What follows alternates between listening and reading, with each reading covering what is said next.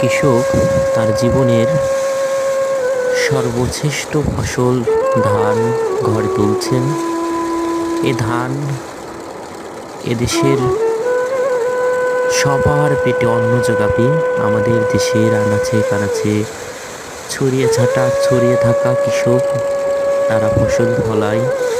তাদের উৎপাদিত ফসল শ্রম ঘামে যে ফসল উৎপাদন করে, সেটা আমাদের দেশের শহরে জজ, ব্যারিস্টার, প্রধানমন্ত্রী এদের অন্ন যোগায়। কিন্তু আসলে আমরা কৃষকদের কতটুকু মূল্যায়ন করি, কৃষকদের জন্য কতটুকু চিন্তা করি? যদি একবার কৃষকের হাত বন্ধ হয়, উৎপাদন বন্ধ হয়, তাহলে তো আমরা অনাহারে মারা যাব।